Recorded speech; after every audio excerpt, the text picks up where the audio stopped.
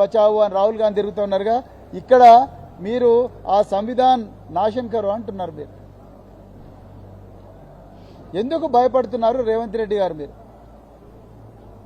ఆ రోజు బీఆర్ఎస్ ప్రభుత్వం అధికారంలో ఉన్నప్పుడు, బీఆర్ఎస్ పార్టీ అధికారంలో ఉన్నప్పుడు ఇదే సరూర్ నగర్ స్టేడియంలో మీ నాయకురాలు ప్రియాంక వధేరా గారు అదే జూన్ 8వ తారీఖు నాడు మీటింగ్ పెట్టుకుంటే ఒక్క నిమిషంలో ఆనాటి ప్రభుత్వం పర్మిషన్ ఇచ్చింది.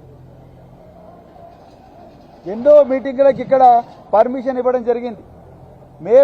నేనప్పుడు బీఎస్పీ అధ్యక్షుడిగా ఉన్న, రాష్ట్ర అధ్యక్షుడిగా, మాకు కూడా అప్పుడు పర్మిషన్ చాలా ఈజీగా వచ్చింది. అప్పుడు దేవేంద్ర సింగ్ చౌహాన్ రాచకొండ కమిషనర్గా ఉండే, ఒక్క రోజులోనే పర్మిషన్ ఇచ్చేసిండు ఆయన.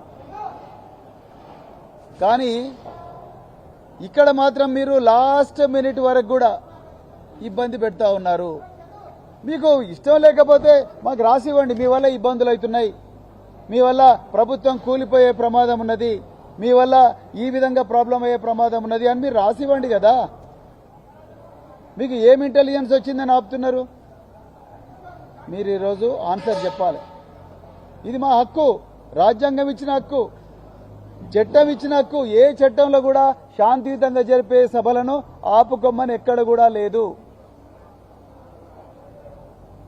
మీరు ఏ బేసిస్ మీద ఆపుతా ఉన్నారు? ఇవాళ మల్కాజ్గిరి పోలీస్ కమిషనర్ గారు, అదేవిధంగా డీసీపీ ఎల్బీ నగర్ గారు, అదేవిధంగా డీజీ తెలంగాణ గారు, మీరు చెప్పాలి ఈ విషయం.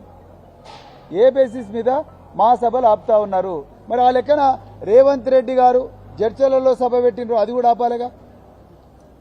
ఖమ్మంలో సభ పెట్టిన, అది కూడా ఆపాలి కదా. అదేవిధంగా మరి ఇంకా చాలా చోట్ల కూడా సభలు పెడతా ఉన్నారు. మన ఫ్యూచర్ సిటీ అనే ఒక ఆయన కొత్తగా పెట్టుకున్నాడు కదా దుకాణం, అక్కడ సభ పెట్టినరు, దాంట్లో కూడా